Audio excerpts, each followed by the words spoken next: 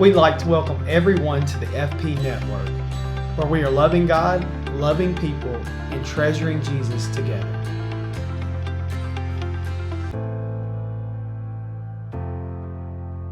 The Book of Genesis, chapter 32, English Standard Version. Jacob went on his way, and the angels of God met him. And when Jacob saw them, he said, "This is God's camp." So he called the name of that place Mahanaim. And Jacob sent messengers before him to Esau his brother in the land of Seir, the country of Edom, instructing them, "Thus you shall say to my lord Esau, Thus says your servant Jacob, I have sojourned with Laban and stayed until now. I have oxen, donkeys, flocks, male servants and female servants. I have sent to tell my lord, in order that I may find favor in your sight."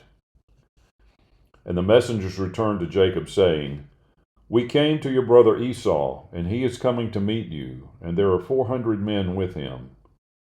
Then Jacob was greatly afraid and distressed. He divided the people who were with him, and the flocks and herds and camels into two camps, thinking, "If Esau comes to the one camp and attacks it, then the camp that is left will escape."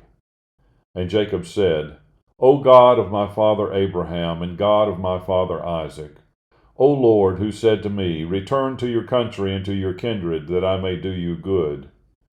I am not worthy of the least of all the deeds of steadfast love, and all the faithfulness that you have shown to your servant, for with only my staff I crossed this Jordan, and now I have become two camps.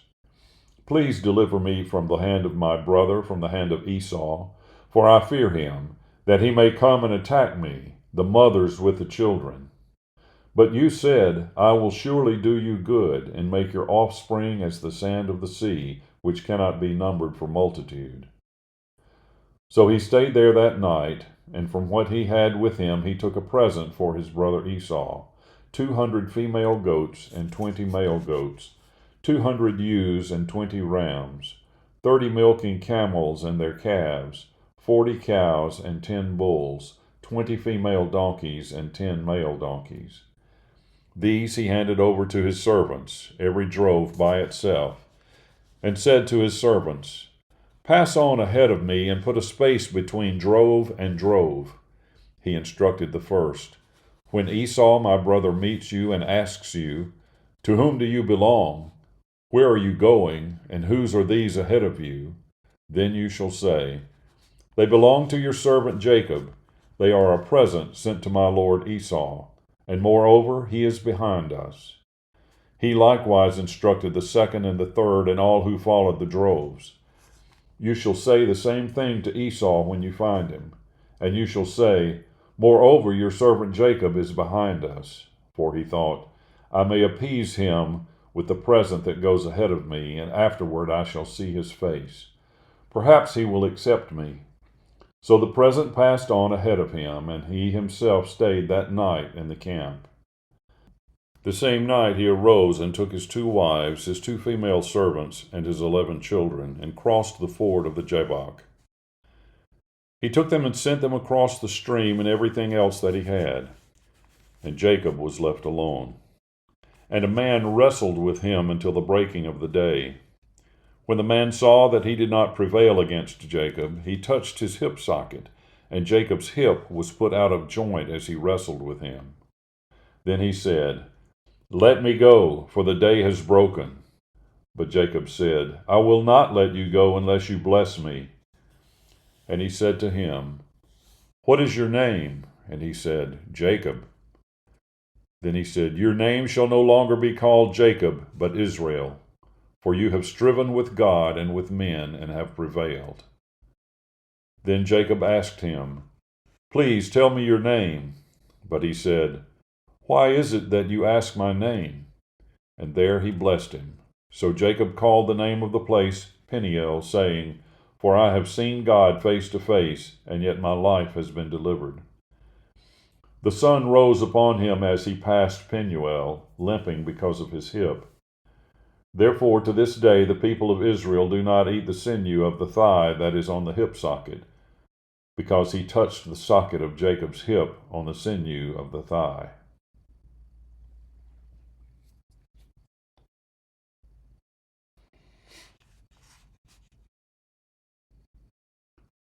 Chapter 33. And Jacob lifted up his eyes and looked, and behold, Esau was coming, and 400 men with him. So he divided the children among Leah and Rachel and the 2 female servants. And he put the servants with their children in front, then Leah with her children, and Rachel and Joseph last of all. He himself went on before them, bowing himself to the ground 7 times, until he came near to his brother. But Esau ran to meet him and embraced him and fell on his neck and kissed him, and they wept. And when Esau lifted up his eyes and saw the women and children, he said, "Who are these with you?" Jacob said, "The children whom God has graciously given your servant." Then the servants drew near, they and their children, and bowed down. Leah likewise and her children drew near and bowed down. And last Joseph and Rachel drew near, and they bowed down. Esau said, "What do you mean by all this company that I met?" Jacob answered, "To find favor in the sight of my Lord." But Esau said, "I have enough, my brother.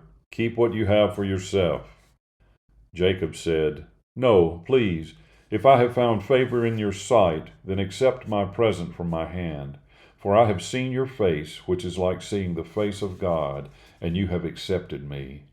Please accept my blessing that is brought to you, because God has dealt graciously with me, and because I have enough." Thus he urged him, and he took it. Then Esau said, "Let us journey on our way, and I will go ahead of you." But Jacob said to him, "My Lord knows that the children are frail, and that the nursing flocks and herds are a care to me. If they are driven hard for one day, all the flocks will die. Let my Lord pass on ahead of his servant, and I will lead on slowly at the pace of the livestock that are ahead of me, and at the pace of the children, until I come to my Lord in Seir." So Esau said, "Let me leave with you some of the people who are with me." But he said, "What need is there? Let me find favor in the sight of my Lord." So Esau returned that day on his way to Seir. But Jacob journeyed to Succoth, and built himself a house, and made booths for his livestock. Therefore the name of the place is called Succoth. And Jacob came safely to the city of Shechem, which is in the land of Canaan, on his way from Paddan Aram, and he camped before the city. And from the sons of Hamor, Shechem's father, he bought for 100 pieces of money the piece of land on which he had pitched his tent. There he erected an altar, and called it El Eloi Israel.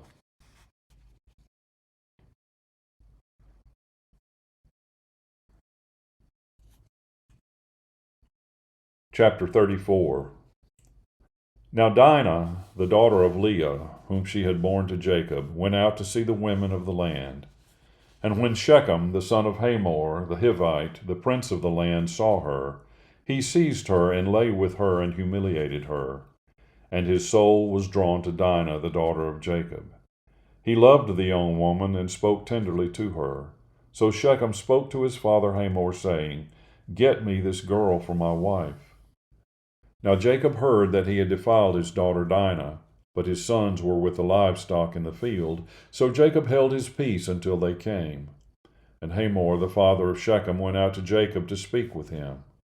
The sons of Jacob had come in from the field as soon as they heard of it, and the men were indignant and very angry, because he had done an outrageous thing in Israel by lying with Jacob's daughter, for such a thing must not be done.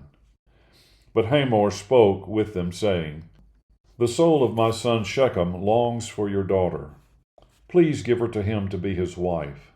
Make marriages with us. Give your daughters to us, and take our daughters for yourselves. You shall dwell with us, and the land shall be open to you. Dwell and trade in it, and get property in it." Shechem also said to her father and to her brothers, "Let me find favor in your eyes, and whatever you say to me I will give. Ask me for as great a bride price and gift as you will, and I will give whatever you say to me. Only give me the young woman to be my wife." The sons of Jacob answered Shechem and his father Hamor deceitfully, because he had defiled their sister Dinah. They said to them, "We cannot do this thing, to give our sister to one who is uncircumcised, for that would be a disgrace to us. Only on this condition will we agree with you, that you will become as we are by every male among you being circumcised. Then we will give our daughters to you, and we will take your daughters to ourselves, and we will dwell with you and become one people. But if you will not listen to us and be circumcised, then we will take our daughter, and we will be gone." Their words pleased Hamor and Hamor's son Shechem, and the young man did not delay to do the thing, because he delighted in Jacob's daughter. Now he was the most honored of all his father's house. So Hamor and his son Shechem came to the gate of their city and spoke to the men of their city, saying, "These men are at peace with us. Let them dwell in the land and trade in it, for behold, the land is large enough for them. Let us take their daughters as wives, and let us give them our daughters. Only on this condition will the men agree to dwell with us to become one people, when every male among us is circumcised as they are circumcised. Will not their livestock, their property, and all their beasts be ours? Only let us agree with them, and they will dwell with us." And all who went out of the gate of his city listened to Hamor and his son Shechem, and every male was circumcised, all who went out of the gate of his city. On the third day, when they were sore, two of the sons of Jacob, Simeon and Levi, Dinah's brothers, took their swords and came against the city while it felt secure, and killed all the males. They killed Hamor and his son Shechem with the sword, and took Dinah out of Shechem's house and went away. The sons of Jacob came upon the slain and plundered the city, because they had defiled their sister. They took their flocks and their herds, their donkeys, and whatever was in the city and in the field. All their wealth, all their little ones and their wives, all that was in the houses, they captured and plundered. Then Jacob said to Simeon and Levi, "You have brought trouble on me by making me stink to the inhabitants of the land, the Canaanites and the Perizzites. My numbers are few, and if they gather themselves against me and attack me, I shall be destroyed, both I and my household." But they said, "Should he treat our sister like a prostitute?"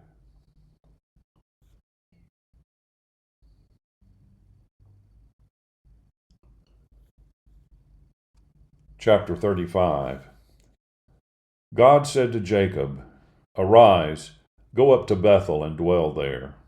Make an altar there to the God who appeared to you when you fled from your brother Esau."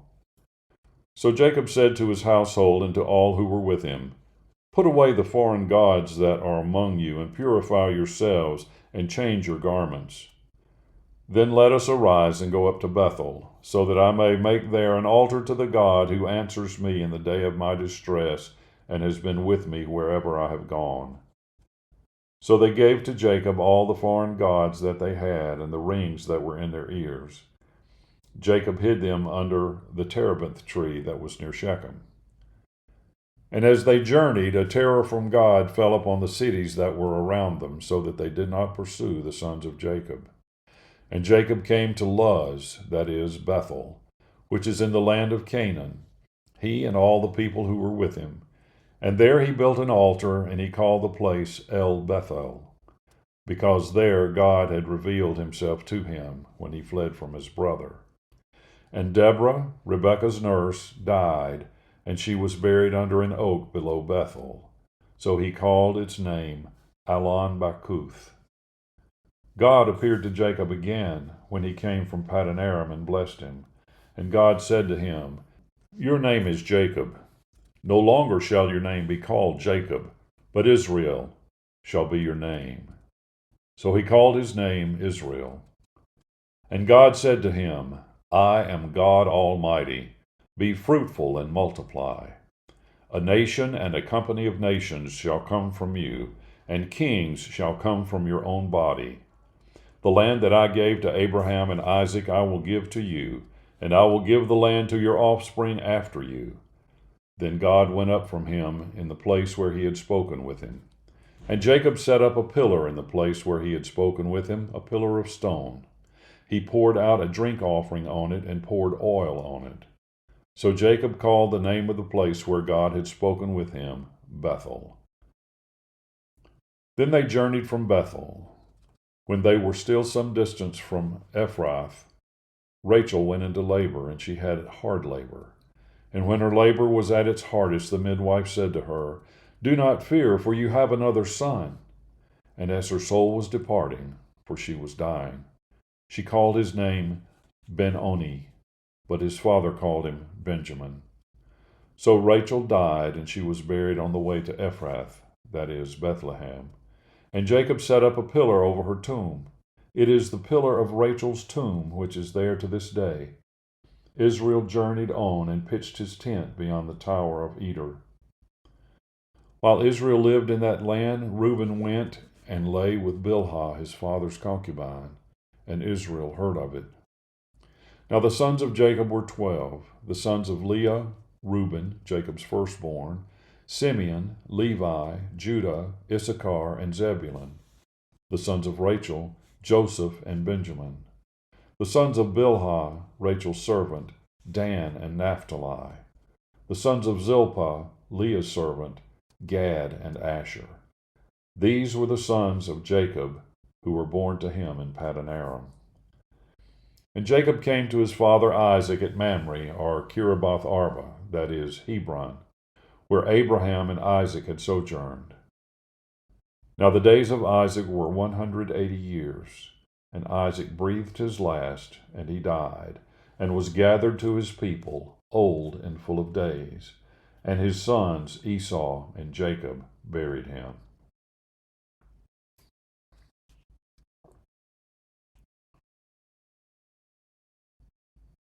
Chapter 36. These are the generations of Esau, that is, Edom. Esau took his wives from the Canaanites, Adah, the daughter of Elon the Hittite, Oholibamah, the daughter of Anna, the daughter of Zibeon the Hivite, and Basemath, Ishmael's daughter, the sister of Nebaioth. And Adah bore to Esau Eliphaz. Basemath bore Reuel, and Oholibamah bore Jeush, Jalam, and Korah.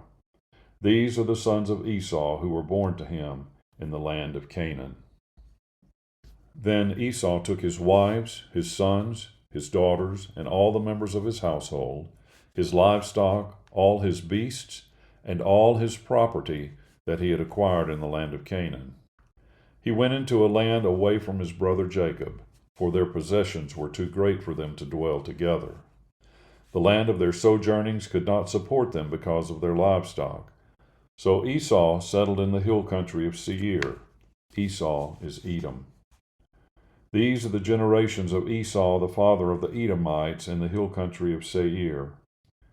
These are the names of Esau's sons: Eliphaz, the son of Adah, the wife of Esau; Reuel, the son of Basemath, the wife of Esau. The sons of Eliphaz were Teman, Omar, Zepho, Gatam, and Kenaz. Timnah was a concubine of Eliphaz, Esau's son. She bore Amalek to Eliphaz. These are the sons of Adah, Esau's wife.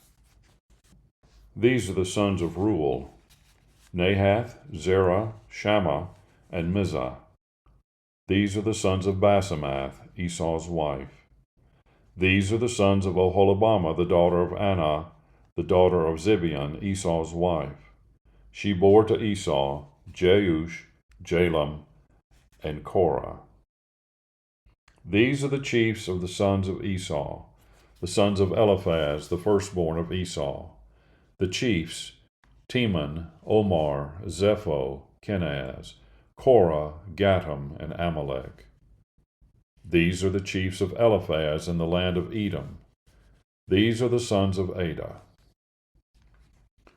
These are the sons of Reuel, Esau's son.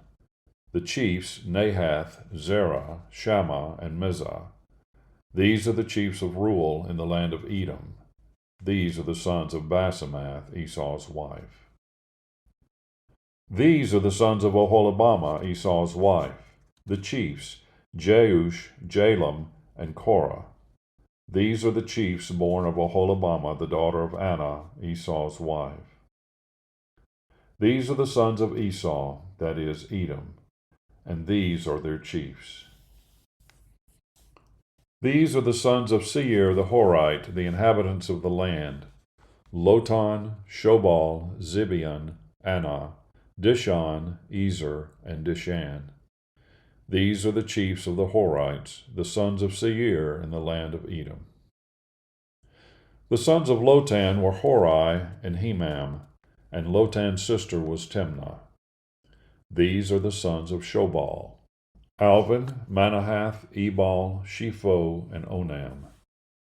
These are the sons of Zibeon: Aiah and Anah. He is the Anah who found the hot springs in the wilderness, as he pastured the donkeys of Zibeon his father. These are the children of Anah, Dishon and Oholibamah, the daughter of Anah. These are the sons of Dishon: Hemdan, Eshban, Ithran, and Cheran. These are the sons of Ezer: Bilhan, Zaavan, and Achan. These are the sons of Dishan: Uz and Aran. These are the chiefs of the Horites, the chiefs Lotan, Shobal, Zibeon, Anah, Dishon, Ezer, and Dishan. These are the chiefs of the Horites, chief by chief, in the land of Seir. These are the kings who reigned in the land of Edom, before any king reigned over the Israelites. Bela, the son of Beor, reigned in Edom, the name of his city being Dinhabah. Bela died, and Jobab, the son of Zerah of Basra, reigned in his place. Jobab died, and Husham of the land of the Temanites reigned in his place. Husham died, and Hadad, the son of Bedad, who defeated Midian in the country of Moab, reigned in his place, the name of his city being Avith. Hadad died, and Samlah of Masrekah reigned in his place. Samlah died, and Shaol of Rehoboth on the Euphrates reigned in his place. Shaol died, and Baal-Hanan, the son of Achbor, reigned in his place.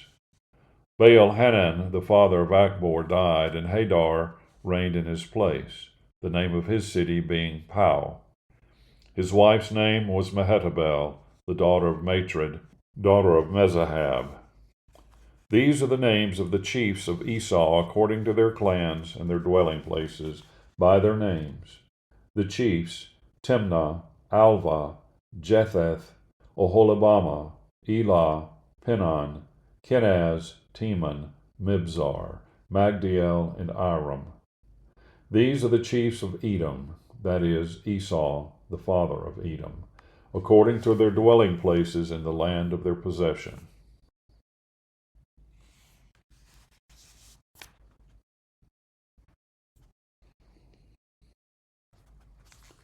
Chapter 37. Jacob lived in the land of his father's sojournings in the land of Canaan. These are the generations of Jacob. Joseph, being 17 years old, was pasturing the flock with his brothers. He was a boy with the sons of Bilhah and Zilpah, his father's wives. And Joseph brought a bad report of them to their father. Now Israel loved Joseph more than any other of his sons, because he was the son of his old age, and he made him a robe of many colors. But when his brothers saw that their father loved him more than all his brothers, they hated him and could not speak peacefully to him. Now Joseph had a dream, and when he told it to his brothers, they hated him even more. He said to them, "Hear this dream that I have dreamed. Behold, we were binding sheaves in the field, and behold, my sheaf arose and stood upright, and behold, your sheaves gathered around it and bowed down to my sheaf." His brothers said to him, "Are you indeed to reign over us, or are you indeed to rule over us?" So they hated him even more for his dreams and for his words. Then he dreamed another dream and told it to his brothers and said, "Behold, I have dreamed another dream. Behold, the sun, the moon, and 11 stars were bowing down to me." But when he told it to his father and to his brothers, his father rebuked him and said to him, "What is this dream that you have dreamed? Shall I and your mother and your brothers indeed come to bow ourselves to the ground before you?" And his brothers were jealous of him, but his father kept the saying in mind. Now his brothers went to pasture their father's flock near Shechem, and Israel said to Joseph, "Are not your brothers pasturing the flock at Shechem? Come, I will send you to them." And he said to him, "Here I am." So he said to him, "Go now, see if it is well with your brothers and with the flock, and bring me word." So he sent him from the valley of Hebron, and he came to Shechem. And a man found him wandering in the fields, and the man asked him, "What are you seeking?" "I am seeking my brothers," he said. "Tell me, please, where they are pasturing the flock." And the man said, "They have gone away, for I heard them say, 'Let us go to Dothan.'" So Joseph went after his brothers and found them at Dothan. They saw him from afar, and before he came near to them, they conspired against him to kill him. They said to one another, "Here comes this dreamer. Come now, let us kill him and throw him into one of the pits. Then we will say that a fierce animal has devoured him, and we will see what will become of his dreams." But when Reuben heard it, he rescued him out of their hand, saying, "Let us not take his life." And Reuben said to them, "Shed no blood. Throw him into this pit here in the wilderness, but do not lay a hand on him, that he might rescue him out of their hand to restore him to his father." So when Joseph came to his brothers, they stripped him of his robe, the robe of many colors that he wore. And they took him and threw him into a pit. The pit was empty, there was no water in it. Then they sat down to eat. And looking up, they saw a caravan of Ishmaelites coming from Gilead, with their camels bearing gum, balm, and myrrh, on their way to carry it down to Egypt. Then Judah said to his brothers, "What profit is it if we kill our brother and conceal his blood? Come, let us sell him to the Ishmaelites, and let not our hand be upon him, for he is our brother, our own flesh." And his brothers listened to him. Then Midianite traders passed by, and they drew Joseph up and lifted him out of the pit, and sold him to the Ishmaelites for 20 shekels of silver. They took Joseph to Egypt. When Reuben returned to the pit and saw that Joseph was not in the pit, he tore his clothes, and returned to his brothers and said, "The boy is gone, and where shall I go?" Then they took Joseph's robe and slaughtered a goat, and dipped the robe in the blood. And they sent the robe of many colors, and brought it to their father, and said, "This we have found. Please identify whether it is your son's robe or not." And he identified it and said, "It is my son's robe. A fierce animal has devoured him. Joseph is without doubt torn to pieces." Then Jacob tore his garments and put sackcloth on his loins, and mourned for his son many days. All his sons and all his daughters rose up to comfort him, but he refused to be comforted and said, "No, I shall go down to Sheol to my son mourning." Thus his father wept for him. Meanwhile the Midianites had sold him in Egypt to Potiphar, an officer of Pharaoh, the captain of the guard.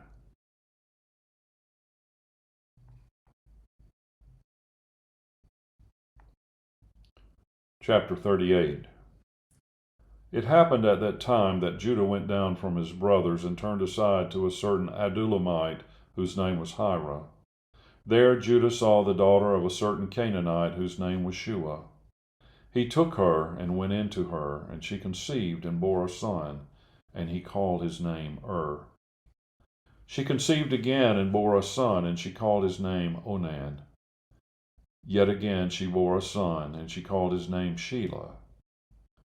Judah was in Kezib when she bore him. And Judah took a wife for his firstborn, and her name was Tamar. But Judah's firstborn, was wicked in the sight of the Lord, and the Lord put him to death. Then Judah said to Onan, "Go in to your brother's wife, and perform the duty of a brother-in-law to her, and raise up offspring for your brother." But Onan knew that the offspring would not be his, So whenever he went into his brother's wife, he would waste the semen on the ground, so as not to give offspring to his brother.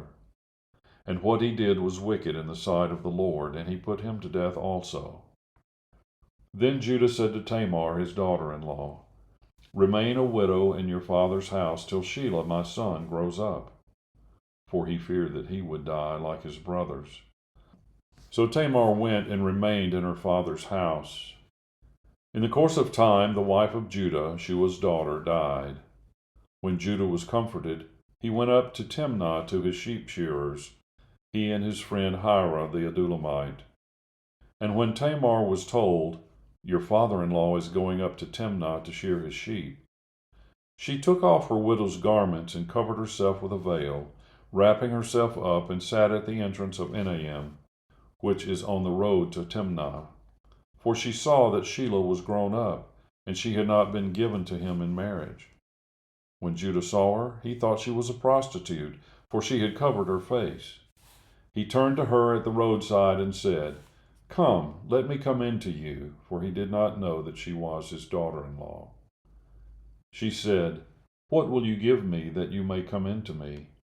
He answered, I will send you a young goat from the flock. And she said, If you give me a pledge until you send it. He said, What pledge shall I give you? She replied, Your signet and your cord and your staff that is in your hand. So he gave them to her and went in to her, and she conceived by him. Then she arose and went away, and taking off her veil, she put on the garments of her widowhood. When Judah sent the young goat by his friend the Adullamite to take back the pledge from the woman's hand, he did not find her. And he asked the men of the place, Where is the cult prostitute who was at Enaim at the roadside? And they said, No cult prostitute has been here. So he returned to Judah and said, I have not found her. Also the men of the place said, No cult prostitute has been here.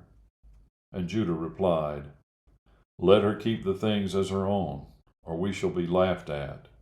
You see, I sent this young goat, and you did not find her. About 3 months later, Judah was told, Tamar, your daughter-in-law, has been immoral. Moreover, she is pregnant by immorality. And Judah said, Bring her out and let her be burned. As she was being brought out, she sent word to her father-in-law, By the man to whom these belong, I am pregnant. And she said, Please identify whose these are, the signet and the cord and the staff. Then Judah identified them and said, She is more righteous than I, since I did not give her to my son Shelah. And he did not know her again. When the time of her labor came, there were twins in her womb. And when she was in labor, one put out a hand, and the midwife took and tied a scarlet thread on his hand, saying, This one came out first. But as he drew back his hand, behold, his brother came out. And she said, What a breach you have made for yourself. Therefore his name was called Perez.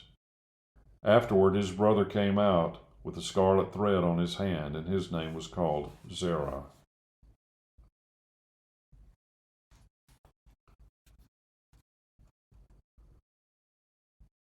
Chapter 39.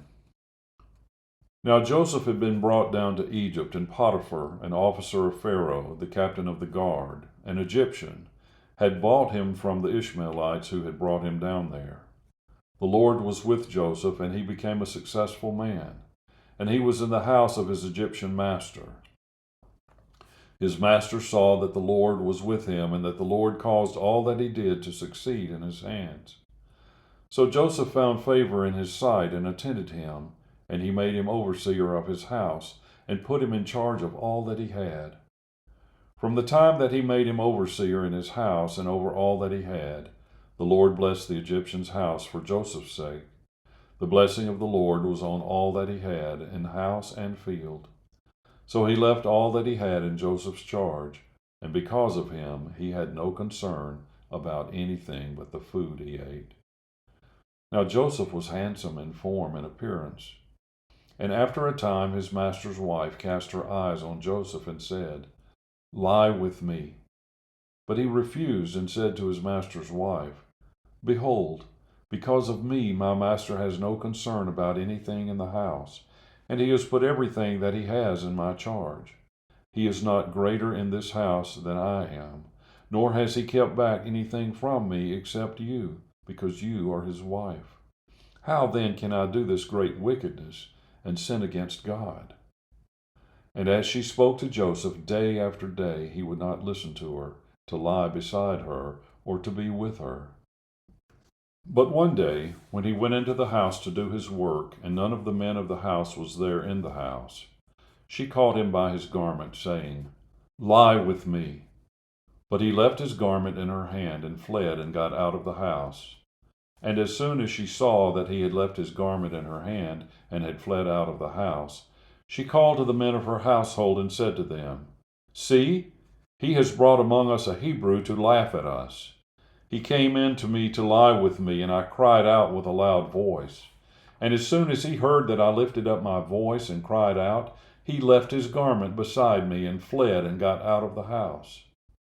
Then she laid up his garment by her until his master came home, and she told him the same story, saying, The Hebrew servant whom you have brought among us came in to me to laugh at me.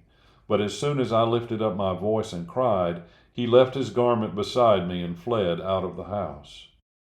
As soon as his master heard the words that his wife spoke to him, This is the way your servant treated me, his anger was kindled. And Joseph's master took him and put him into the prison, the place where the king's prisoners were confined, and he was there in prison. But the Lord was with Joseph, and showed him steadfast love, and gave him favor in the sight of the keeper of the prison. And the keeper of the prison put Joseph in charge of all the prisoners who were in the prison. Whatever was done there, he was the one who did it. The keeper of the prison paid no attention to anything that was in Joseph's charge, because the Lord was with him, and whatever he did, the Lord made it succeed.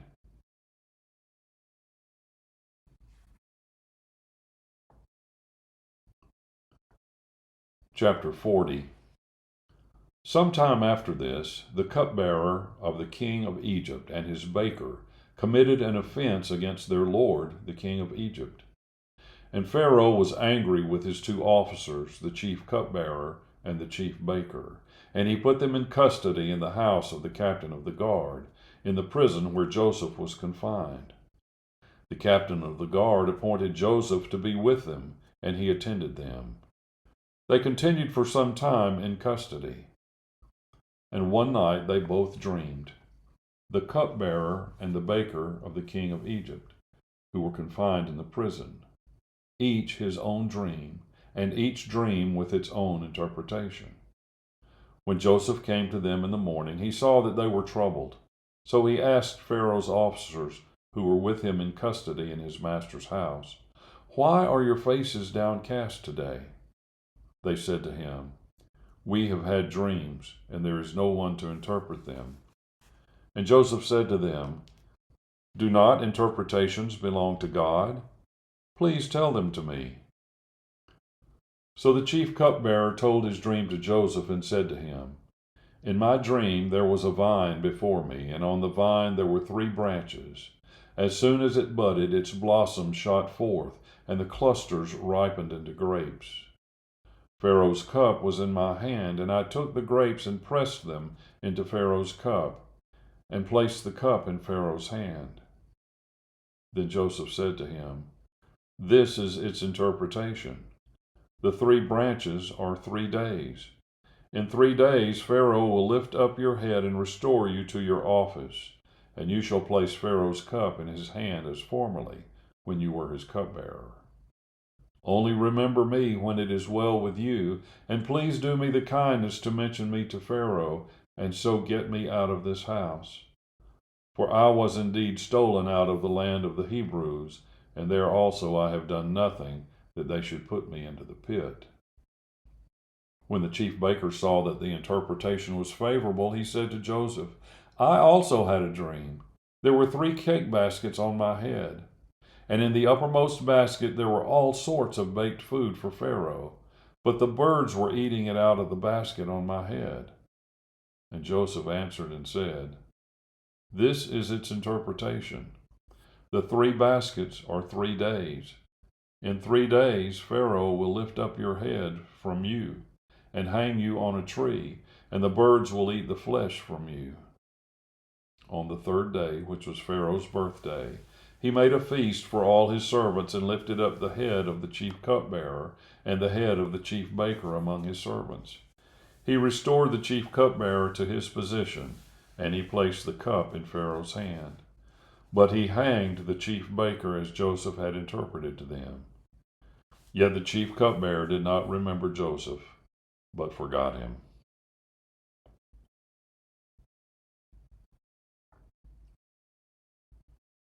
Chapter 41. After 2 whole years, Pharaoh dreamed that he was standing by the Nile, and behold, there came up out of the Nile 7 cows, attractive and plump, and they fed in the reed grass. And behold, 7 other cows, ugly and thin, came up out of the Nile after them, and stood by the other cows on the bank of the Nile. And the ugly, thin cows ate up the 7 attractive, plump cows. And Pharaoh awoke. And he fell asleep and dreamed a second time, and behold, 7 ears of grain, plump and good, were growing on one stalk. And behold, after them sprouted 7 ears, thin and blighted by the east wind. And the thin ears swallowed up the 7 plump, full ears. And Pharaoh awoke, and behold, it was a dream. So in the morning his spirit was troubled, and he sent and called for all the magicians of Egypt and all its wise men. Pharaoh told him his dreams, but there was none who could interpret them to Pharaoh. Then the chief cupbearer said to Pharaoh, I remember my offenses today, when Pharaoh was angry with his servants and put me and the chief baker in custody in the house of the captain of the guard. We dreamed on the same night, he and I, each having a dream with its own interpretation. A young Hebrew was there with us, a servant of the captain of the guard. When we told him, he interpreted our dreams to us, giving an interpretation to each man according to his dream. And as he interpreted to us, so it came about. I was restored to my office, and the baker was hanged. Then Pharaoh sent and called Joseph. And they quickly brought him out of the pit. And when he had shaved himself and changed his clothes, he came in before Pharaoh. And Pharaoh said to Joseph, I have had a dream, and there is no one who can interpret it. I have heard it said of you that when you hear a dream, you can interpret it. Joseph answered Pharaoh, It is not in me. God will give Pharaoh a favorable answer. Then Pharaoh said to Joseph, Behold, in my dream I was standing on the banks of the Nile. 7 cows, plump and attractive, came up out of the Nile and fed in the reed grass. 7 other cows came up after them, poor and very ugly and thin, such as I had never seen in all the land of Egypt. And the thin, ugly cows ate up the first 7 plump cows. But when they had eaten them, no one would have known that they had eaten them, for they were still as ugly as at the beginning. Then I awoke. I also saw in my dream 7 ears growing on one stalk, full and good. 7 ears, withered, thin, and blighted by the east wind, sprouted after them, and the thin ears swallowed up the 7 good ears. And I told it to the magicians, but there was no one who could explain it to me. Then Joseph said to Pharaoh, The dreams of Pharaoh are one. God has revealed to Pharaoh what he is about to do. The 7 good cows are 7 years, and the 7 good ears are 7 years. The dreams are one. The 7 lean and ugly cows that came up after them are 7 years, and the 7 empty ears blighted by the east wind are also 7 years of famine. It is as I told Pharaoh. God has shown to Pharaoh what he is about to do. There will come 7 years of great plenty throughout all the land of Egypt, but after them there will arise 7 years of famine, and all the plenty will be forgotten in the land of Egypt. The famine will consume the land, and the plenty will be unknown in the land by reason of the famine that will follow, for it will be very severe. And the doubling of Pharaoh's dream means that the thing is fixed by God, and God will shortly bring it about. Now, therefore, let Pharaoh select a discerning and wise man, and set him over the land of Egypt. Let Pharaoh proceed to appoint overseers over the land, and take 1/5 of the produce of the land of Egypt during the 7 plentiful years. And let them gather all the food of these good years that are coming, and store up grain under the authority of Pharaoh for food in the cities, and let them keep it.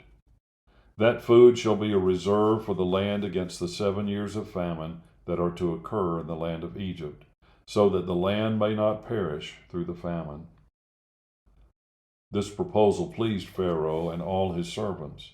And Pharaoh said to his servants, "Can we find a man like this in whom is the Spirit of God?" Then Pharaoh said to Joseph, "Since God has shown you all this, there is none so discerning and wise as you are. You shall be over my house, and all my people shall order themselves as you command. Only as regards to the throne will I be greater than you." And Pharaoh said to Joseph, "See, I have set you over all the land of Egypt."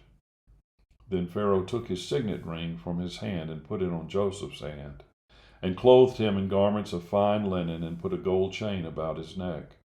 And he made him ride in his second chariot, and they called out before him, "Bow the knee." Thus he set him over all the land of Egypt. Moreover, Pharaoh said to Joseph, "I am Pharaoh, and without your consent no one shall lift up hand or foot in all the land of Egypt." And Pharaoh called Joseph's name Zaphenath-Paneah. And he gave him in marriage Asenath, the daughter of Potipherah, priest of On. So Joseph went out over the land of Egypt. Joseph was 30 years old when he entered the service of Pharaoh, king of Egypt. And Joseph went out from the presence of Pharaoh, and went through all the land of Egypt. During the 7 plentiful years the earth produced abundantly. And he gathered up all the food of these 7 years, which occurred in the land of Egypt, and put the food in cities. He put in every city the food from the fields around it. And Joseph stored up grain in great abundance, like the sand of the sea, until he ceased to measure it, for it could not be measured. Before the year of famine came, 2 sons were born to Joseph. Asenath, the daughter of Potipherah, priest of On, bore them to him. Joseph called the name of the firstborn Manasseh. "For," he said, "God has made me forget all my hardship and all my father's house."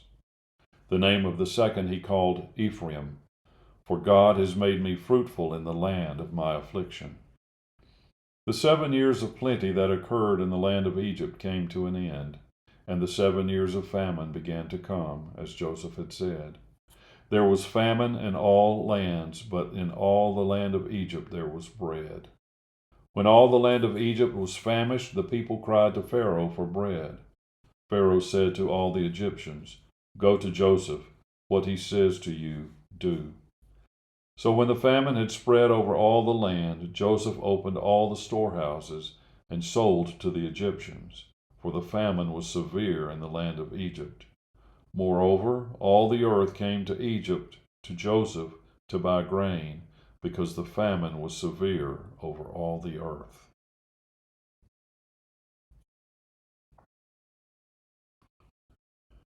Chapter 42. When Jacob learned that there was grain for sale in Egypt, he said to his sons, "Why do you look at one another?" And he said, "Behold, I have heard that there is grain for sale in Egypt. Go down and buy grain for us there, that we may live and not die." So 10 of Joseph's brothers went down to buy grain in Egypt. But Jacob did not send Benjamin, Joseph's brother, with his brothers, for he feared that harm might happen to him. Thus the sons of Israel came to buy among the others who came, for the famine was in the land of Canaan. Now Joseph was governor over the land. He was the one who sold to all the people of the land. And Joseph's brothers came and bowed themselves before him with their faces to the ground. Joseph saw his brothers and recognized them, but he treated them like strangers and spoke roughly to them. "Where do you come from?" he said. They said, "From the land of Canaan to buy food." And Joseph recognized his brothers, but they did not recognize him. And Joseph remembered the dreams that he had dreamed of them, and he said to them, "You are spies. You have come to see the nakedness of the land." They said to him, "No, my lord, your servants have come to buy food. We are all sons of one man. We are honest men. Your servants have never been spies." He said to them, "No, it is the nakedness of the land that you have come to see." And they said, "We, your servants, are 12 brothers, the sons of one man in the land of Canaan. And behold, the youngest is this day with our father, and one is no more." But Joseph said to them, "It is as I said to you, you are spies. By this you shall be tested. By the life of Pharaoh, you shall not go from this place unless your youngest brother comes here. Send one of you, and let him bring your brother while you remain confined, that your words may be tested whether there is truth in you. Or else by the life of Pharaoh, surely you are spies." And he put them all together in custody for 3 days. On the 3rd day Joseph said to them, "Do this, and you will live, for I fear God. If you are honest men, let one of your brothers remain confined where you are in custody, and let the rest go and carry grain for the famine of your households. And bring your youngest brother to me, so your words will be verified, and you shall not die." And they did so. Then they said to one another, "In truth, we are guilty concerning our brother, and that we saw the distress of his soul when he begged us, and we did not listen. That is why this distress has come upon us." And Reuben answered them, "Did I not tell you not to sin against the boy? But you did not listen. So now there comes a reckoning for his blood." They did not know that Joseph understood them, for there was an interpreter between them. Then he turned away from them and wept. And he returned to them and spoke to them. And he took Simeon from them and bound him before their eyes. And Joseph gave orders to fill their bags with grain, and to replace every man's money in his sack, and to give them provisions for the journey. This was done for them.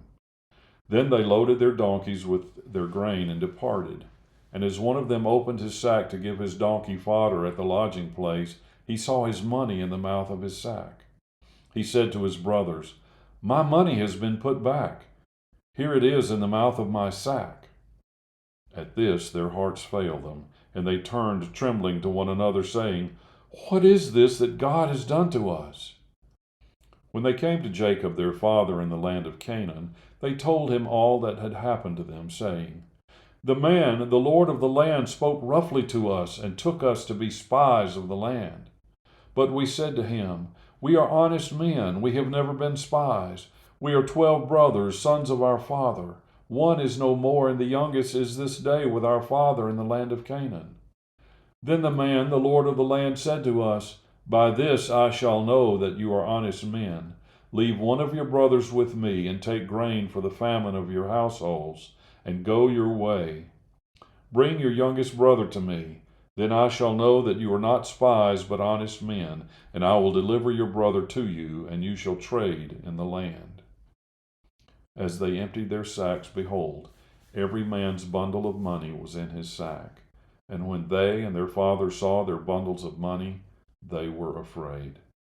And Jacob their father said to them, 'You have bereaved me of my children. Joseph is no more, and Simeon is no more, and now you would take Benjamin? All this has come against me.' Then Reuben said to his father, 'Kill my 2 sons if I do not bring him back to you. Put him in my hands, and I will bring him back to you.' But he said, 'My son shall not go down with you, for his brother is dead, and he is the only one left. If harm should happen to him on the journey that you are to make, you would bring down my gray hairs with sorrow to Sheol.'"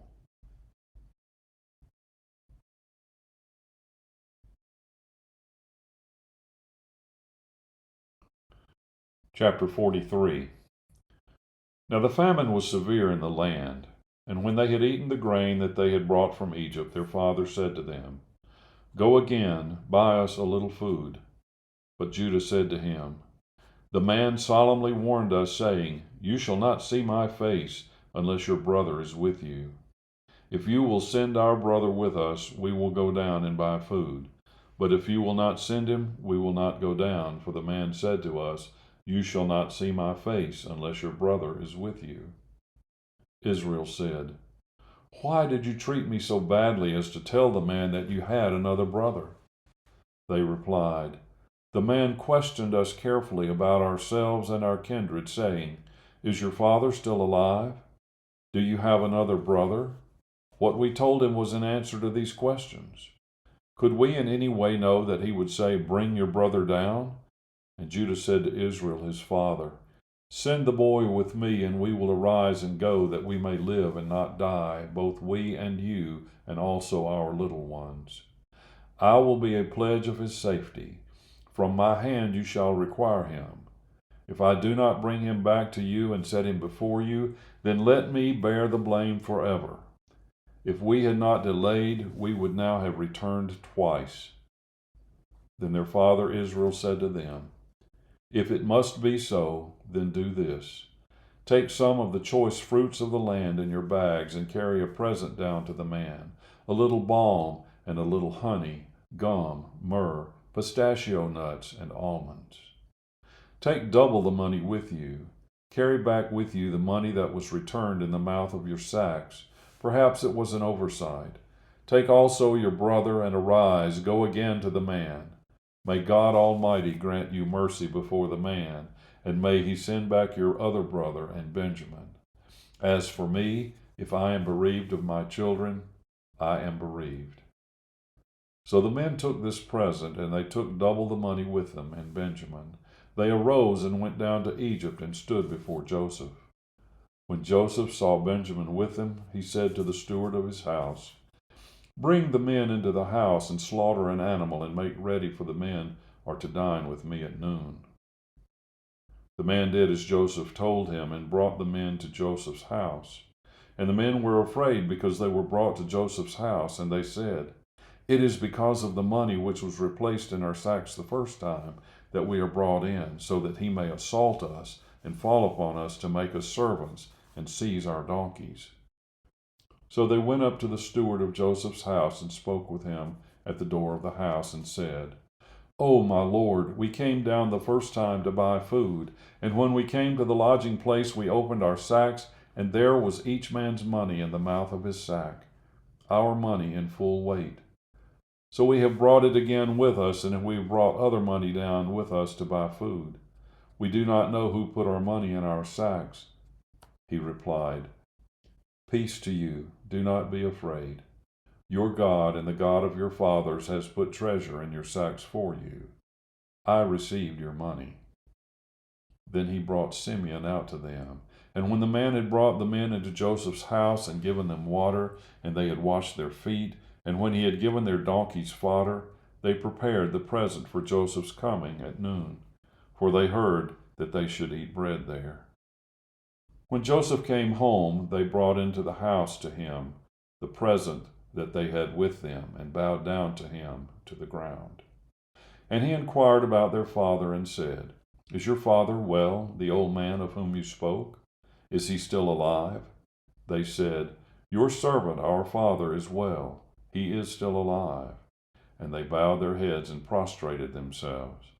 And he lifted up his eyes and saw his brother Benjamin, his mother's son, and said, Is this your youngest brother of whom you spoke to me?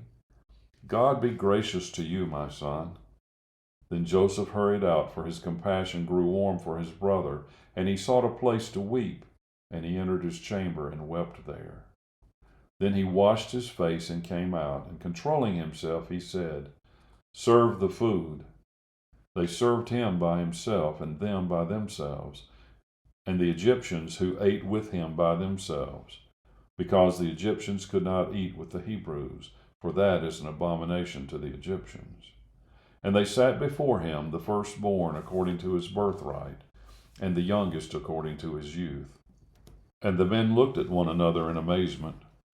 Portions were taken to them from Joseph's table, but Benjamin's portion was 5 times as much as any of theirs.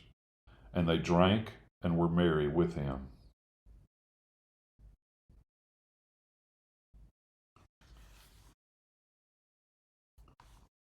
Chapter 44.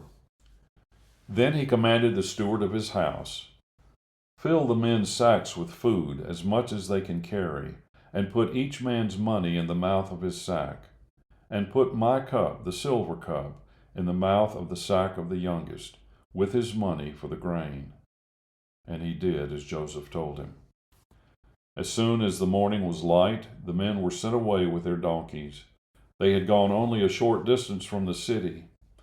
Now Joseph said to his steward, "Up, follow after the men, and when you overtake them, say to them, 'Why have you repaid evil for good? Is it not from this that my Lord drinks, and by this that he practices divination? You have done evil in doing this.'" When he overtook them, he spoke to them these words. They said to him, "Why does my Lord speak such words as these? Far be it from your servants to do such a thing. Behold, the money that we found in the mouths of our sacks we brought back to you from the land of Canaan. How then could we steal silver or gold from your Lord's house? Whichever of your servants is found with it shall die, and we also will be my Lord's servants." He said, "Let it be as you say. He who is found with it shall be my servant, and the rest of you shall be innocent." Then each man quickly lowered his sack to the ground, and each man opened his sack, and he searched, beginning with the eldest and ending with the youngest. And the cup was found in Benjamin's sack. Then they tore their clothes, and every man loaded his donkey, and they returned to the city. When Judah and his brothers came to Joseph's house, he was still there. They fell before him to the ground. Joseph said to them, "What deed is this that you have done? Do you not know that a man like me can indeed practice divination?" And Judah said, "What shall we say to my Lord? What shall we speak?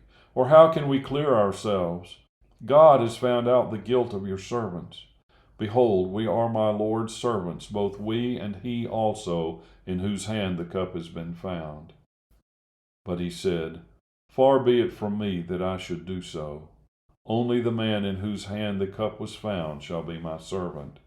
But as for you, go up in peace to your father." Then Judah went up to him and said, "O my Lord, please let your servant speak a word in my Lord's ears, and let not your anger burn against your servant, for you are like Pharaoh himself." My Lord asked his servant, saying, "Have you a father or a brother?" And we said to my Lord, "We have a father, an old man, and a young brother, the child of his old age. His brother is dead, and he alone is left of his master's children, and his father loves him. Then you said to your servants, 'Bring him down to me, that I may set my eyes on him.' We said to my Lord, 'The boy cannot leave his father, for if he should leave his father would die.' Then you said to your servants, 'Unless your youngest brother comes down with you, you shall not see my face again.' When we went back to your servant, my father, we told him the words of my Lord. And when our father said, 'Go again, buy us a little food,' we said, 'We cannot go down. If our youngest brother goes with us, then we will go down. For we cannot see the man's face unless our youngest brother is with us.' Then your servant, my father, said to us, 'You know that my wife bore me 2 sons. One left me, and I said, Surely he has been torn to pieces, and I have never seen him since. If you take this one also from me, and harm happens to him, you will bring down my gray hairs in evil to Sheol.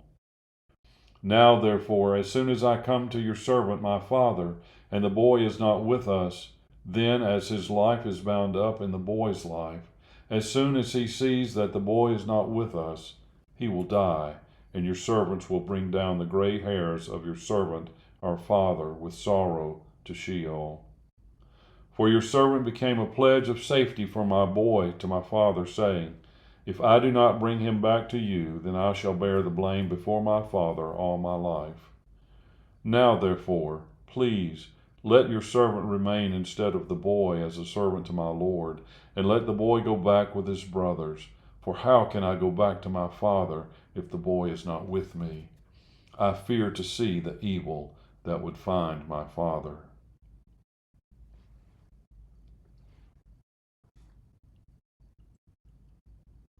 Chapter 45. Then Joseph could not control himself before all those who stood by him. He cried, "Make everyone go out from me." So no one stayed with him when Joseph made himself known to his brothers. And he wept aloud, so that the Egyptians heard it, and the household of Pharaoh heard it. And Joseph said to his brothers, "I am Joseph. Is my father still alive?" But his brothers could not answer him, for they were dismayed at his presence. So Joseph said to his brothers, "Come near to me, please." And they came near, and he said, "I am your brother Joseph, whom you sold into Egypt.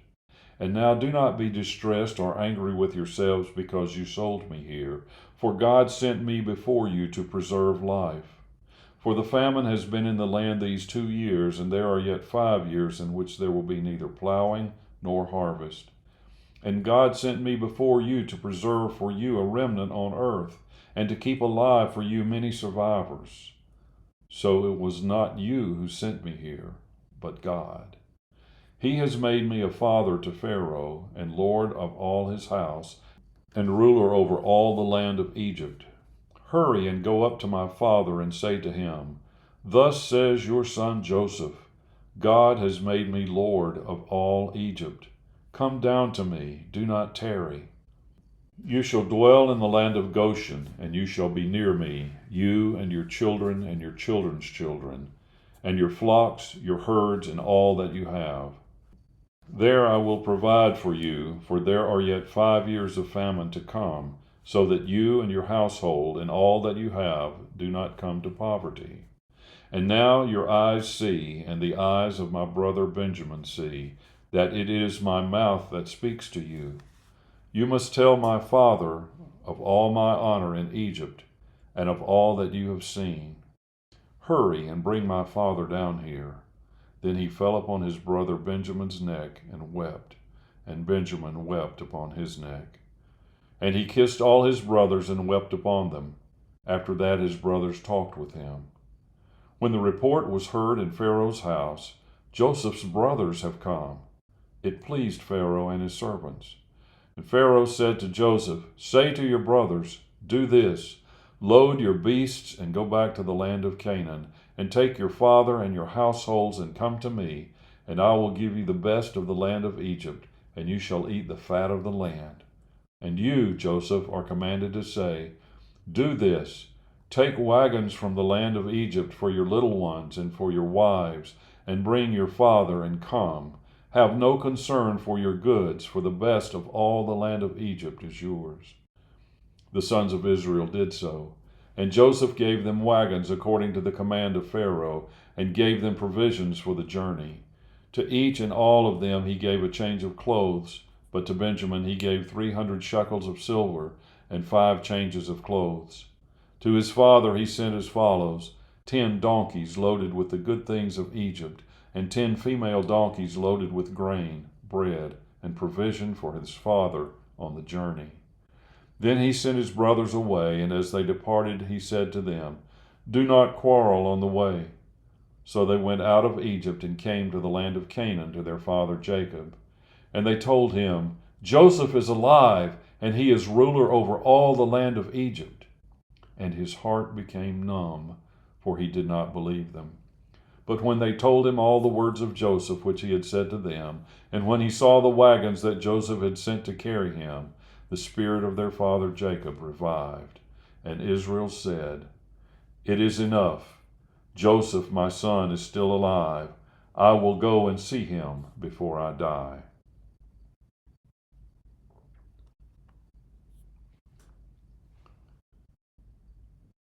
Chapter 46.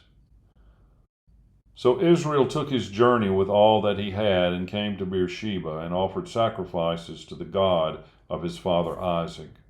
And God spoke to Israel in visions of the night, and said, Jacob, Jacob. And he said, Here I am. Then he said, I am God, the God of your father. Do not be afraid to go down to Egypt, for there I will make you into a great nation. I myself will go down with you to Egypt, and I will also bring you up again, and Joseph's hand shall close your eyes. Then Jacob set out from Beersheba. The sons of Israel carried Jacob their father, their little ones, and their wives, in the wagons that Pharaoh had sent to carry him.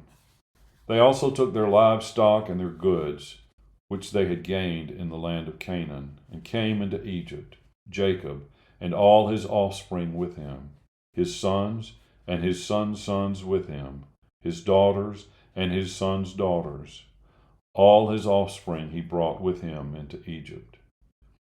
Now these are the names of the descendants of Israel who came into Egypt: Jacob and his sons. Reuben, Jacob's firstborn, and the sons of Reuben, Hanok, Palu, Hezron, and Carmi. The sons of Simeon, Jemuel, Jamin, Ohad, Jachin, Zohar, and Shaul, the son of a Canaanite woman. The sons of Levi, Gershon, Kohath, and Merari. The sons of Judah, Onan, Shelah, Perez, and Zerah. But and Onan died in the land of Canaan. And the sons of Perez were Hezron and Hamel. The sons of Issachar, Tola, Puvah, Yob, and Shimron. The sons of Zebulun, Sered, Elon, and Jaliel. These are the sons of Leah, whom she bore to Jacob in Paddan Aram, together with his daughter Dinah. Altogether his sons and his daughters numbered 33. The sons of Gad, Ziphion, Haggai, Shunai, Esbon, Eri, Arodi, and Areli. The sons of Asher, Imnai, Ishva, Ishvi, Beriah, and Sarah, their sister. And the sons of Beriah, Heber, and Malchiel. These are the sons of Zilpah, whom Laban gave to Leah his daughter, and these she bore to Jacob, 16 persons.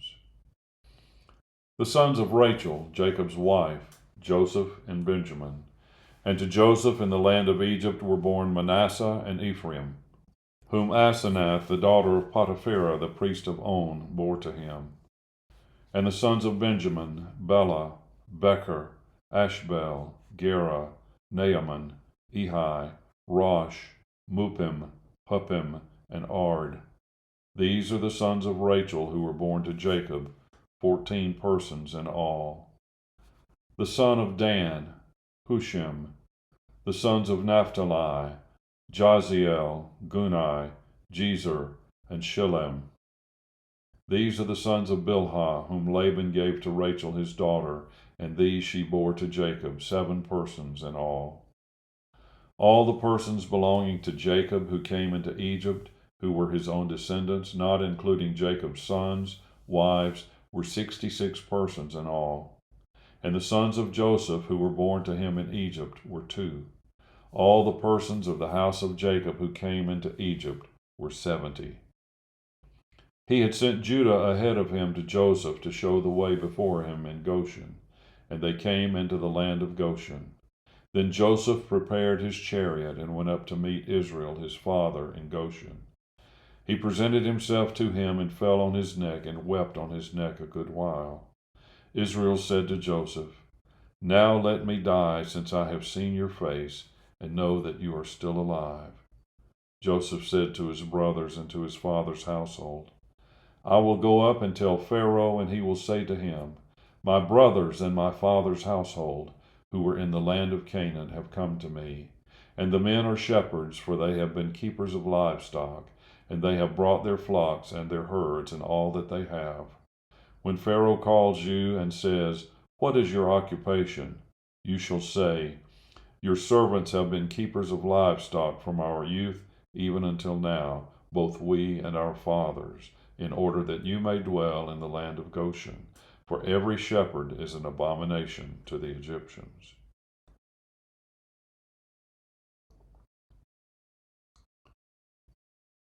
Chapter 47. So Joseph went in and told Pharaoh, "My father and my brothers, with their flocks and herds and all that they possess, have come from the land of Canaan. They are now in the land of Goshen." And from among his brothers he took 5 men and presented them to Pharaoh. Pharaoh said to his brothers, "What is your occupation?" And they said to Pharaoh, "Your servants are shepherds, as our fathers were." They said to Pharaoh, "We have come to sojourn in the land, for there is no pasture for your servants' flocks, for the famine is severe in the land of Canaan. And now, please let your servants dwell in the land of Goshen." Then Pharaoh said to Joseph, "Your father and your brothers have come to you. The land of Egypt is before you. Settle your father and your brothers in the best of the land. Let them settle in the land of Goshen. And if you know any able men among them, put them in charge of my livestock." Then Joseph brought in Jacob his father and stood him before Pharaoh. And Jacob blessed Pharaoh. And Pharaoh said to Jacob, "How many are the days of the years of your life?" And Jacob said to Pharaoh, "The days of the years of my sojourning are 130 years. Few and evil have been the days of the years of my life, and they have not attained to the days of the years of the life of my fathers in the days of their sojourning." And Jacob blessed Pharaoh and went out from the presence of Pharaoh. Then Joseph settled his father and his brothers and gave them a possession in the land of Egypt, in the best of the land, in the land of Ramesses, as Pharaoh had commanded. And Joseph provided his father, his brothers, and all his father's household with food, according to the number of their dependents. Now there was no food in all the land, for the famine was very severe, so that the land of Egypt and the land of Canaan languished by reason of the famine. And Joseph gathered up all the money that was found in the land of Egypt and in the land of Canaan, in exchange for the grain that they bought. And Joseph brought the money into Pharaoh's house. And when the money was all spent in the land of Egypt and in the land of Canaan, all the Egyptians came to Joseph and said, "Give us food. Why should we die before your eyes? For our money is gone." And Joseph answered, "Give your livestock, and I will give you food in exchange for your livestock, if your money is gone." So they brought their livestock to Joseph, and Joseph gave them food in exchange for the horses, the flocks, the herds, and the donkeys. He supplied them with food in exchange for all their livestock that year. And when that year was ended, they came to him the following year and said to him, "We will not hide from my lord that our money is all spent. The herds of livestock are my lord's. There is nothing left in the sight of my lord but our bodies and our land. Why should we die before your eyes, both we and our land? Buy us and our land for food, and we, with our land, will be servants to Pharaoh. And give us seed that we may live and not die, and that the land may not be desolate."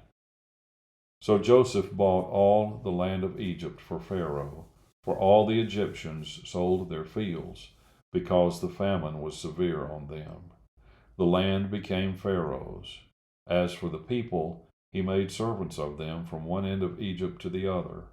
Only the land of the priests he did not buy, for the priests had a fixed allowance from Pharaoh, and lived on the allowance that Pharaoh gave them. Therefore they did not sell their land. Then Joseph said to the people, "Behold, I have this day bought you and your land for Pharaoh. Now here is seed for you, and you shall sow the land. And at the harvest you shall give a fifth to Pharaoh, and 4/5 shall be your own, as seed for the field, and as food for yourselves and your households, and as food for your little ones."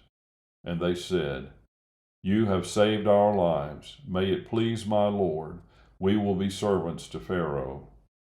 So Joseph made it a statute concerning the land of Egypt, and it stands to this day, that Pharaoh should have the fifth. The land of the priests alone did not become Pharaoh's. Thus Israel settled in the land of Egypt and the land of Goshen, and they gained possessions in it, and were fruitful and multiplied greatly. And Jacob lived in the land of Egypt 17 years. So the days of Jacob, the years of his life, were 147 years. And when the time drew near that Israel must die, he called his son Joseph and said to him, If now I have found favor in your sight, put your hand under my thigh and promise to deal kindly and truly with me. Do not bury me in Egypt, but let me lie with my fathers. Carry me out of Egypt and bury me in their burying place. He answered, I will do as you have said. And he said, Swear to me. And he swore to him. Then Israel bowed himself upon the head of his bed.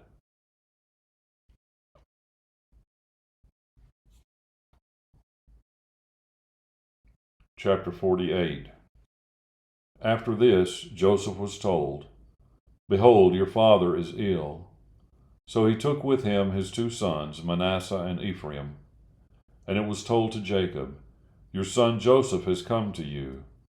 Then Israel summoned his strength and sat up in bed. And Jacob said to Joseph, God Almighty appeared to me at Luz in the land of Canaan and blessed me, and said to me, Behold, I will make you fruitful and multiply you, and I will make of you a company of peoples, and will give this land to your offspring after you for an everlasting possession. And now your two sons who were born to you in the land of Egypt before I came to you in Egypt are mine. Ephraim and Manasseh shall be mine, as Reuben and Simeon are. And the children that you fathered after them shall be yours. They shall be called by the name of their brothers in their inheritance. As for me, when I came from Paddan, to my sorrow Rachel died in the land of Canaan on the way, when there was still some distance to go to Ephrath. And I buried her there on the way to Ephrath, that is, Bethlehem. When Israel saw Joseph's sons, he said, Who are these? Joseph said to his father, They are my sons, whom God has given me here. And he said, Bring them to me, please, that I may bless them. Now the eyes of Israel were dim with age, so that he could not see. So Joseph brought them near him, and he kissed them and embraced them. And Israel said to Joseph, I never expected to see your face, and behold, God has let me see your offspring also. Then Joseph removed them from his knees, and he bowed himself with his face to the earth. And Joseph took them both, Ephraim in his right hand toward Israel's left hand, and Manasseh in his left hand toward Israel's right hand, and brought them near him. And Israel stretched out his right hand and laid it on the hand of Ephraim, who was the younger, and his left hand on the head of Manasseh, crossing his hands, for Manasseh was the firstborn. And he blessed Joseph and said, The God before whom my fathers Abraham and Isaac walked, the God who has been my shepherd all my life long to this day, the angel who has redeemed me from all evil, bless the boys. And in them let my name be carried on, and the name of my fathers Abraham and Isaac, and let them grow into a multitude in the midst of the earth. When Joseph saw that his father laid his right hand on the head of Ephraim, it displeased him. And he took his father's hand to move it from Ephraim's head to Manasseh's head. And Joseph said to his father, Not this way, my father, since this one is the firstborn. Put your right hand on his head. But his father refused and said, I know, my son, I know. He also shall become a people, and he also shall be great. Nevertheless, his younger brother shall be greater than he, and his offspring shall become a multitude of nations.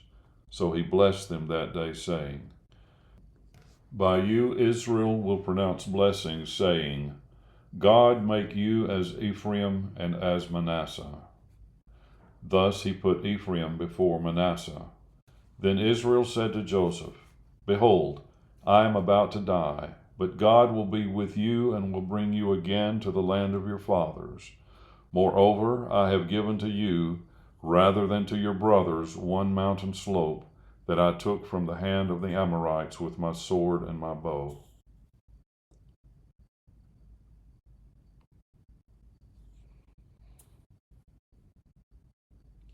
Chapter 49. Then Jacob called his sons and said, Gather yourselves together, that I may tell you what shall happen to you in days to come. Assemble and listen, O sons of Jacob. Listen to Israel your father.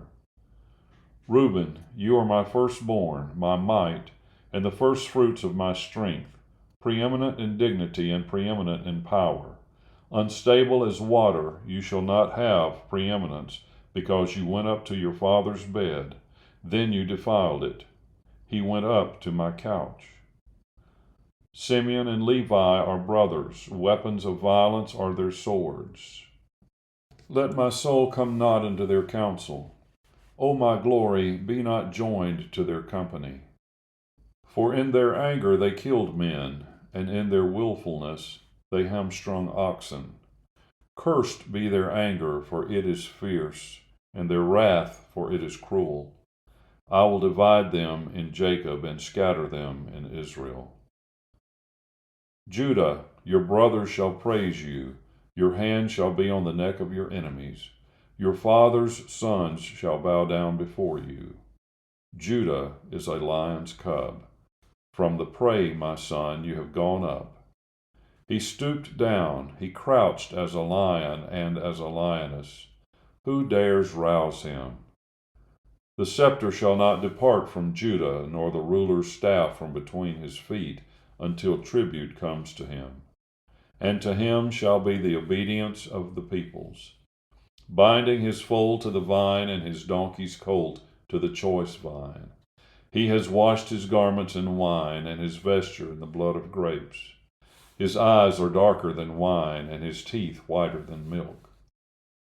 Zebulun shall dwell at the shore of the sea.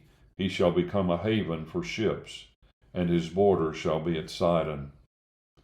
Issachar is a strong donkey, crouching between the sheepfolds. He saw that a resting place was good, and that the land was pleasant, so he bowed his shoulder to bear, and became a servant at forced labor. Dan shall judge his people as one of the tribes of Israel. Dan shall be a serpent in the way, a viper by the path, that bites the horse's heels, so that his rider falls backward. I wait for your salvation, O Lord. Raiders shall raid Gad, but he shall raid at their heels. Asher's food shall be rich, and he shall yield royal delicacies. Naphtali is a doe let loose that bears beautiful fawns. Joseph is a fruitful bough by a spring. His branches run over the wall. The archers bitterly attacked him, shot at him, and harassed him severely, yet his bow remained unmoved. His arms were made agile by the hands of the mighty one of Jacob. From there is the shepherd, the stone of Israel. By the God of your father who will help you, by the Almighty who will bless you with blessings of heaven above, blessings of the deep that crouches beneath, blessings of the breasts and of the womb. The blessings of your father are mighty beyond the blessings of my parents, up to the bounties of the everlasting hills. May they be on the head of Joseph, and on the brow of him who was set apart from his brothers. Benjamin is a ravenous wolf, in the morning devouring the prey, and at evening dividing the spoil. All these are the 12 tribes of Israel. This is what their father said to them as he blessed them, blessing each with the blessing suitable to him. Then he commanded them and said to them, I am to be gathered to my people. Bury me with my fathers in the cave that is in the field of Ephron the Hittite, in the cave that is in the field of Machpelah, to the east of Mamre, in the land of Canaan, which Abraham bought with the field from Ephron the Hittite to possess as a burying place. There they buried Abraham and Sarah his wife. There they buried Isaac and Rebekah his wife, and there I buried Leah. The field and the cave that is in it were bought from the Hittites. When Jacob finished commanding his sons, he drew up his feet into the bed and breathed his last, and was gathered to his people.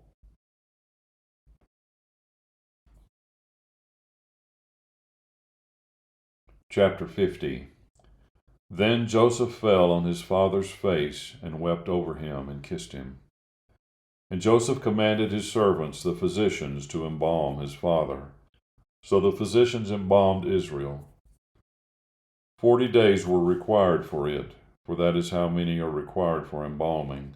And the Egyptians wept for him 70 days. And when the days of weeping for him were past, Joseph spoke to the household of Pharaoh, saying, If now I have found favor in your eyes, please speak in the ears of Pharaoh, saying, My father made me swear, saying, I am about to die. In my tomb that I hewed out for myself in the land of Canaan, there shall you bury me. Now therefore, let me please go up and bury my father, then I will return. And Pharaoh answered, Go up and bury your father, as he made you swear. So Joseph went up to bury his father. With him went up all the servants of Pharaoh, the elders of his household, and all the elders of the land of Egypt, as well as all the household of Joseph, his brothers, and his father's household. Only their children, their flocks, and their herds were left in the land of Goshen. And there went up with him both chariots and horsemen. It was a very great company. When they came to the threshing floor of Atad, which is beyond the Jordan, they lamented there with a very great and grievous lamentation. And he made a mourning for his father 7 days. When the inhabitants of the land, the Canaanites, saw the mourning on the threshing floor of Atad, they said, This is a grievous mourning by the Egyptians. Therefore the place was named Abel Mizraim. It is beyond the Jordan. Thus his sons did for him as he had commanded them, for his sons carried him to the land of Canaan, and buried him in the cave of the field at Machpelah, to the east of Mamre, which Abraham bought with the field from Ephron the Hittite to possess as a burying place. After he had buried his father, Joseph returned to Egypt with his brothers, and all who had gone up with him to bury his father. When Joseph's brothers saw that their father was dead, they said, It may be that Joseph will hate us and pay us back for all the evil that we did to him. So they sent a message to Joseph, saying, Your father gave this command before he died. Say to Joseph, Please forgive the transgression of your brothers and their sin, because they did evil to you. And now please forgive the transgression of the servants of the God of your father. Joseph wept when they spoke to him. His brothers also came and fell down before him and said, Behold, we are your servants. But Joseph said to them, Do not fear, for am I in the place of God? As for you, you meant evil against me, but God meant it for good, to bring it about that many people should be kept alive as they are today. So do not fear. I will provide for you and your little ones. Thus he comforted them and spoke kindly to them. So Joseph remained in Egypt, he and his father's house. Joseph lived 110 years. And Joseph saw Ephraim's children of the 3rd generation. The children also of Machir, the son of Manasseh, were counted as Joseph's own. And Joseph said to his brothers, I am about to die, but God will visit you and bring you up out of this land to the land that he swore to Abraham, to Isaac, and to Jacob. Then Joseph made the sons of Israel swear, saying, God will surely visit you, and you shall carry up my bones from here. So Joseph died, being 110 years old. They embalmed him, and he was put in a coffin in Egypt.